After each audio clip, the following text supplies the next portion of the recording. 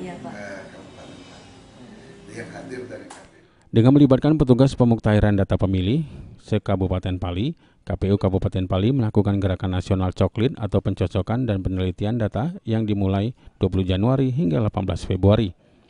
Dengan mencocokkan data administrasi kependudukan dan daftar pemilih atau DP4 di Kabupaten Pali, berbagai unsur tokoh masyarakat, pejabat daerah seperti Bupati dan Wakil Bupati, DPRD serta kaum lainnya dilakukan coklit. Ketua KPU Sumsel Aspahani berharap dengan coklit ini semua data pemilih di Kabupaten Pali akan valid dan tepat serta dapat dipertanggungjawabkan sebagai peserta pemilu kada Sumsel mendatang.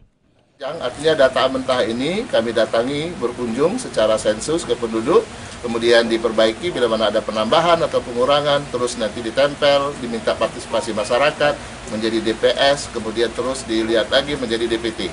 Kami yakin dengan proses secara maraton seperti itu, pada bulan April yang akan datang, DPT-nya akan lebih baik. Sementara itu Bupati Pali, Heri Amalindo sebagai sasaran coklit menjelaskan, adanya gerakan coklit sangat besar manfaatnya, yakni sebagai gambaran akan keberhasilan pesta demokrasi.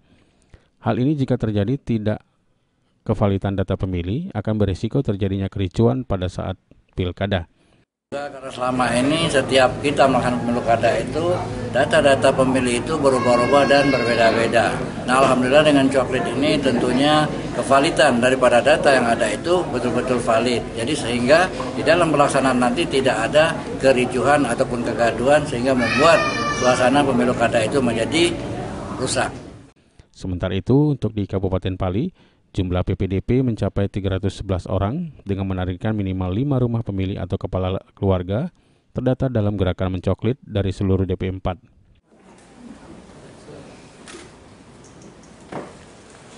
Husniawan, PAL TV.